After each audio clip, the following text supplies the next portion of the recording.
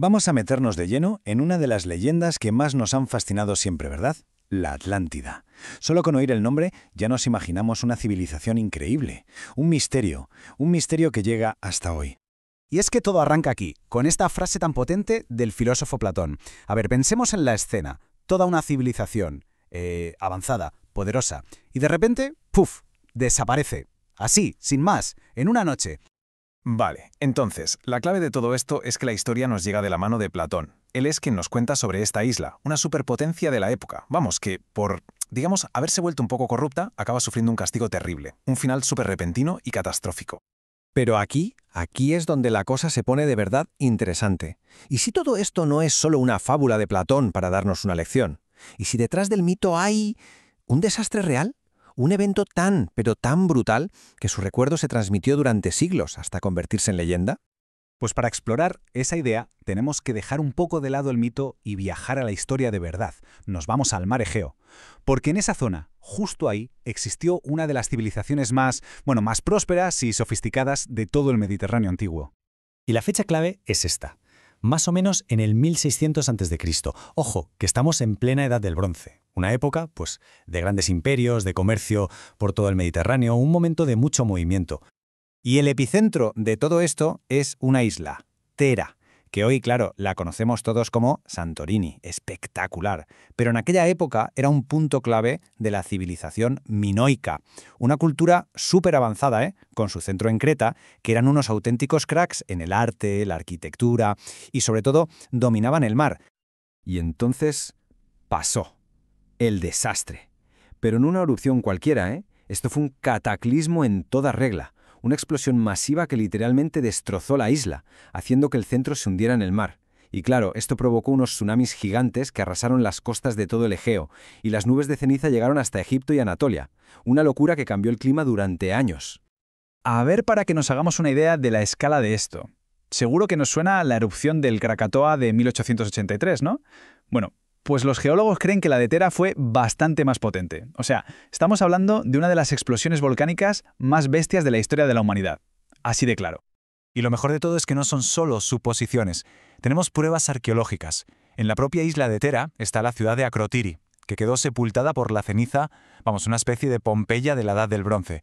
Se ha conservado todo tal cual. Es una foto perfecta de la vida justo antes del desastre. Claro, con un desastre histórico de esta magnitud, la pregunta es obvia, ¿no? ¿Y si esta tragedia real fue el origen del mito de Platón? Venga, vamos a atar cabos. Vamos a comparar directamente. Platón habla de una civilización en una isla muy avanzada. Pues bien, los minoicos de Thera clavan la descripción. Habla de arquitectura compleja, de mucha riqueza, justo lo que se ha encontrado en Akrotiri. Y lo más fuerte, una destrucción repentina que hunde la isla. Es que es casi una descripción literal de lo que pasó con el volcán de Thera. Las similitudes es que son brutales.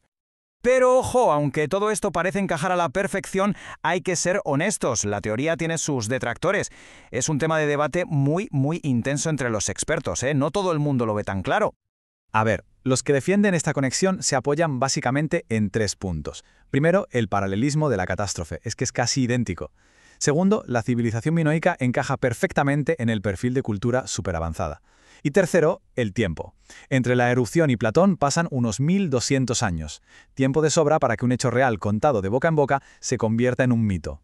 Pero claro, luego están los escépticos, que tienen argumentos de peso. El principal, la ubicación. Platón dice que la Atlántida estaba más allá de las columnas de Hércules, o sea, el estrecho de Gibraltar, en el Atlántico, no en el Egeo. Eso es un problemilla. Además, muchos expertos insisten en que la historia de Platón era solo una alegoría, una historia inventada para explicar sus ideas, no historia real. Y bueno, luego hay otros detalles como el tamaño de la isla o las fechas que tampoco cuadran del todo. Entonces, ¿con qué nos quedamos? ¿Fue un hecho histórico real o una simple invención? Pues quizá la respuesta no es ni blanca ni negra. A lo mejor está en un punto intermedio. La verdad es que este esquema lo explica muy bien. Imagina, primero, ocurre el trauma real, la erupción de Thera. Un evento que marcó a toda la región. Durante más de 1000 años, esa historia se va contando de generación en generación. Y claro, va cambiando, se va exagerando.